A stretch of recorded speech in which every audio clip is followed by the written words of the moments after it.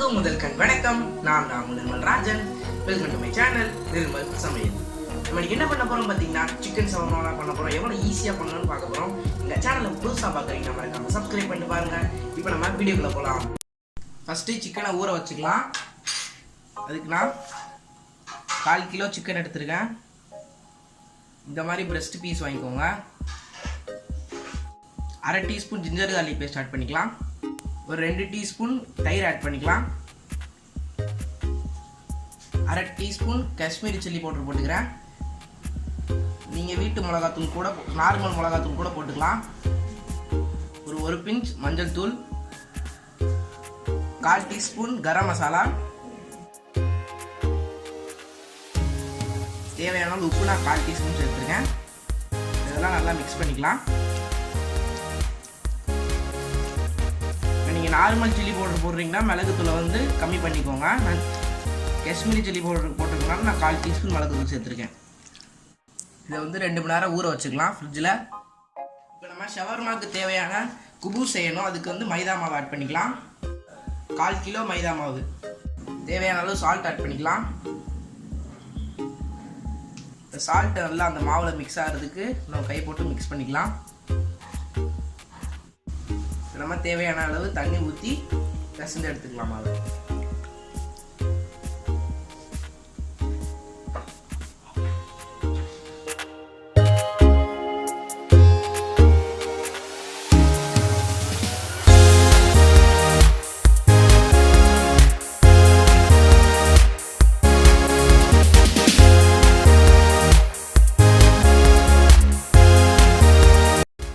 இப்போ மாவு ரெடி ஆயிடுச்சு.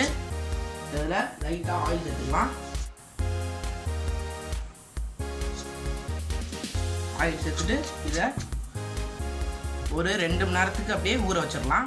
இந்த மாதிரி ஊற வச்ச சிக்கனை வேக வச்சு எடுத்துடலாம். அதுக்கு வந்து ஒரு பேனில் வந்து 2 ஸ்பூன் ஆயில், தேவையான அளவு ஆயில் ஊற்றிட்டு அதில் சிக்கனை போட்டு வேக வச்சு எடுத்துக்கலாம்.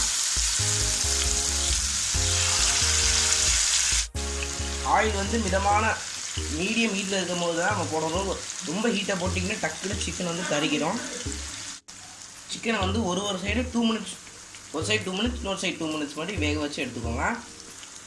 ஏன் 2 மினிட்ஸ் சொன்னேன்னு பார்த்தீங்கன்னா நம்ம வந்து 2 ஹவர்ஸ்லேருந்து நான் வந்து 3 ஹவர்ஸ் ஊற வச்சிட்டேன். ஊற வச்சனால சிக்கன் வந்து ரொம்ப சாஃப்டாகிடும். அதனால் வேகிறதுக்கு வந்து கொஞ்சம் சீக்கிரமாக ஆகிடும். அதனால தான்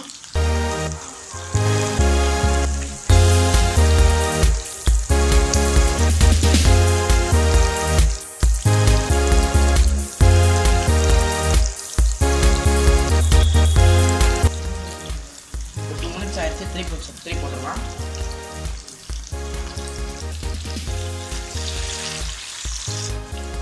இந்த மாதிரி ஒரு சைடு திருப்பி போட்டதுக்கப்புறம் இந்த சைடு அப்படியே ப்ரெஸ் பண்ணுங்க.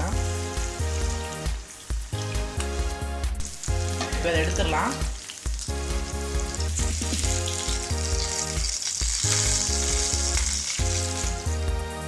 இப்போ வந்து ஊற வச்ச மாவு வந்து உருண்டை பிடிச்சிக்கலாம்.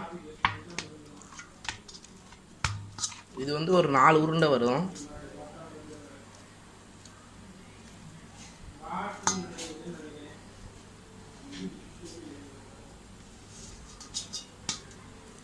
இப்போ உருண்டை பிடிச்சி வச்சாச்சு. இதை தேய்ச்சிடலாம். இப்போ வந்து சப்பாத்தி திரட்டிக்கலாம். இதை மட்டும் எங்கள் அம்மா பண்ணுவாங்க. இது எனக்கு வந்து ரவுண்டாக வராது, ஷேப் ஒழுங்காக வராதனால இதுக்கு வந்து ஆயில் யூஸ் பண்ணக்கூடாது. மாவு தான், அந்த மைதா மாவே யூஸ் பண்ணிக்கலாம். நம்ம கோதுமை மாவு கூட யூஸ் பண்ணிக்கலாம். சப்பாத்திக்கு தேய்க்கிற மாதிரி தேய்க்கக்கூடாது. இதை வந்து கொஞ்சம் திக்காக இந்த அளவுக்கு.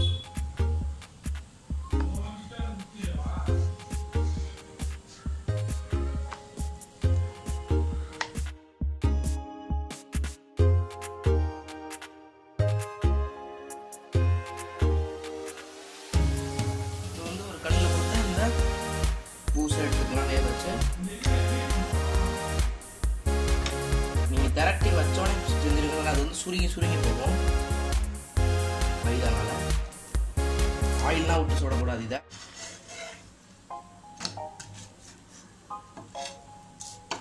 அப்படி ஸ்லோவாக இந்த சைடெல்லாம் நல்லா அமுக்கி விடுங்க. தூக்குது பார்த்தீங்களா? அப்போ அந்த இடம் மட்டும் வேகாமல் போயிடும்.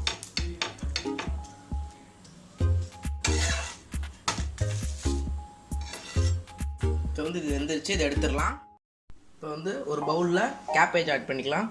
ஒரு 100 கிராம், 100லேருந்து 150 கிராம். இப்போ நான் கொஞ்சம் ஹெல்த்தியாக பண்ணலான்ட்டு நிறையா வெஜிடபிள்ஸ்லாம் போடுறேன். கேரட் துருவியது, ஆனியன்ஸ், இது வந்து நல்லா நீல வாக்கில் கட் பண்ணி வச்சுருக்கேன்.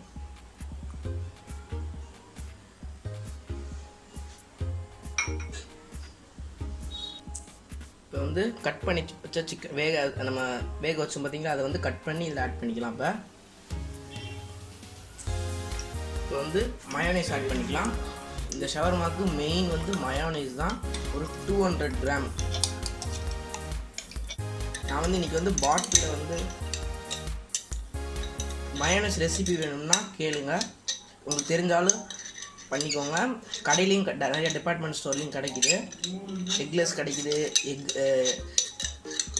எக்கோட கிடைக்குது. ஆட் பண்ணியாச்சு. எனக்கு வந்து கொஞ்சம் ஸ்பைஸியாக வேணுக்காக ரெட் சில்லி சாஸ் எடுத்துக்கிறேன், ஒரு ஸ்பூனு. உங்களுக்கு வேணும்னா ஆட் பண்ணிக்கலாம்.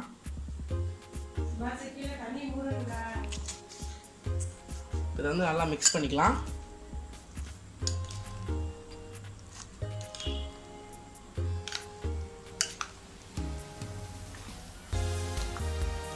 இப்போ வந்து மிக்ஸ் பண்ணியாச்சு. இப்போ குபூஸோட வச்சு சர்வ் பண்ணிடலாம். இன்றைக்கி வந்து எனக்கு பட்டர் ஷீட் கிடைக்காதனால நான் அலுமினியம் ஃபாயில் எடுத்துருக்கேன். அது மேலே வந்து இந்த குபூஸை வச்சுட்டு செஞ்சு வச்ச மிக்சர் எடுத்துக்கலாம். இது மாதிரி சென்டரில் வைங்க.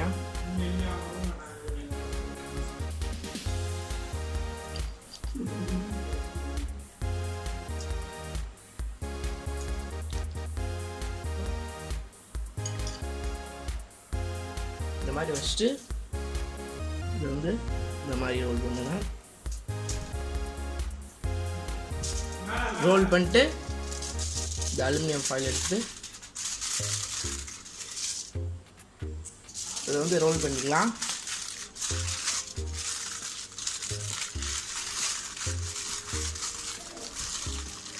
ரோல் பண்ணிட்டு கீழே மடிச்சு விட்டுக்கலாம். இப்போ இதை மட்டும் ஓப்பனாக வச்சுக்கணும். ஒரு இடத்த இந்த மாதிரி க்ளோஸ் பண்ணிவிட்டு இன்னொரு இடத்த ஓப்பனாக வைங்க, அப்போ தான் சாப்பிட்றதுக்கு ஈஸியாக இருக்கும். இப்போ இதே மாதிரி எல்லாம் செஞ்சுக்கலாம்.